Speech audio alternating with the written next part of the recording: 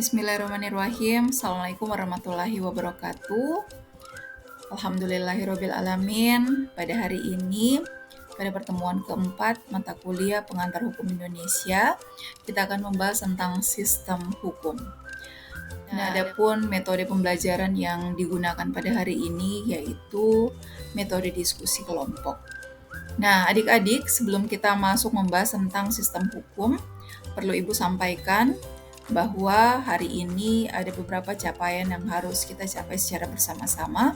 Yang pertama, mahasiswa harus mampu menguasai berbagai teori dan sumber hukum positif dan hukum Islam secara umum. CPMK-nya yaitu mahasiswa mampu menganalisis sumber-sumber dan sistem hukum di Indonesia, serta sub CPMK-nya di mana mahasiswa mampu menjabarkan sistem hukum dan sumber hukum di Indonesia. Nah, selanjutnya sebelum kita membahas tentang apa itu sistem hukum, adik-adik harus mengetahui terlebih dahulu tentang apa itu sistem. Sistem merupakan suatu kebulatan yang memiliki unsur-unsur dan peran yang saling berkaitan dan saling mempengaruhi.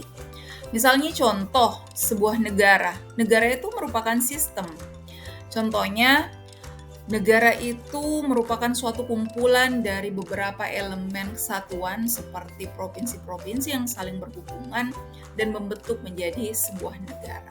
Sedangkan penggeraknya yaitu rakyat.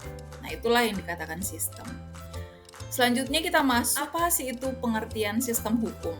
Nah, Ibu di sini sudah mengambil pengertian berasal dari dua pakar hukum. Yang pertama dari Belle Freud. Beliau mengatakan bahwa sistem hukum ialah rangkaian kesatuan peraturan-peraturan hukum yang disusun secara tertib menurut asas-asasnya. Sedangkan Prof. Subekti mengatakan bahwa sistem hukum itu merupakan suatu susunan atau tatanan yang teratur, suatu keseluruhan di mana terdiri dari bagian-bagian yang berkaitan satu sama lain, tersusun berdasarkan suatu rencana atau pola serta hasil dari suatu pemikiran. Dan pemikiran tersebut mencapai suatu tujuan. Setelah kita memahami tentang apa itu sistem hukum, sekarang mari kita membahas tentang macam-macam sistem hukum. Nah, ada 4 macam sistem hukum. Yang pertama adalah sistem hukum Eropa kontinental, sistem hukum Anglo-Saxon, sistem hukum adat, dan sistem hukum Islam. Nah, sekarang mari kita lihat apa sih itu sistem hukum Eropa kontinental. Prinsip dasar sistem hukum Eropa kontinental ialah bahwa hukum itu memperoleh kekuatan mengikat karena berupa peraturan yang berbentuk undang-undang yang tersusun secara sistematis dalam kodifikasi. Sedangkan sistem hukum Anglo-Saxon atau Anglo-Amerika yaitu sistem hukum yang bersumber pada putusan-putusan hakim atau putusan pengadilan atau yang biasa disebut dengan jurisprudensi. Nah, selanjutnya sistem hukum adat. Sistem hukum adat ini mungkin yang sudah sering kita dengarkan, yang sudah sering kita ketahui.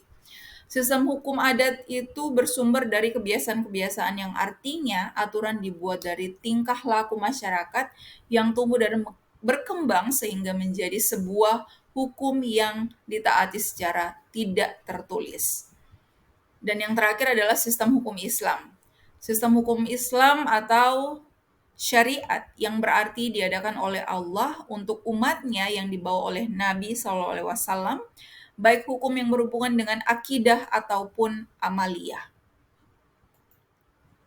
Selanjutnya ada beberapa sistem hukum yang dianut oleh beberapa negara. Yang pertama, sistem hukum Eropa kontinental. Ini berkembang di negara-negara Eropa seperti Jerman, Prancis, Amerika Latin, dan lain-lain.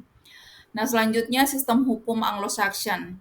Nah, sistem hukum ini berkembang di negara seperti Inggris, Amerika Utara, Amerika Serikat, dan lain-lain. Dan sistem hukum adat, nah ini sistem hukum yang berkembang di negara-negara Asia, misalnya Cina, India, Jepang, dan negara lain, dan tidak lupa juga Indonesia. Selanjutnya, sistem hukum Islam.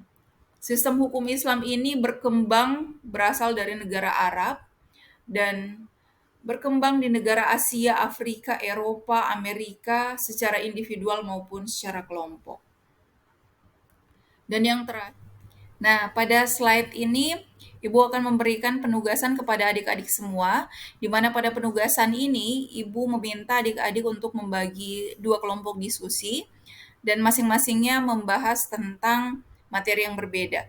Kelompok satu itu silakan Anda menganalisis 4 sistem yang telah Ibu jelaskan tadi. Kelompok 2 itu bertugas untuk menentukan sistem apa yang menjadi sumber sistem hukum di Indonesia, dan masing-masing kelompok itu wajib mempresentasikan hasil diskusinya dan kita akan laksanakan tanya jawab. Adapun posisi Ibu di sini, Ibu akan memberikan penilaian kepada adik-adik sekalian secara individu, meluruskan setiap sesi diskusi ini dan memberikan kesimpulan atas apa yang sudah kita diskusikan pada hari ini. Itu tadi sedikit pengantar yang Ibu sampaikan kepada adik-adik serta pemberian tugas kepada adik-adik sekalian. Jika ada yang kurang jelas, silakan adik-adik bertanya pada kolom komentar. Silakan laksanakan apa yang menjadi tugas dari adik-adik semuanya.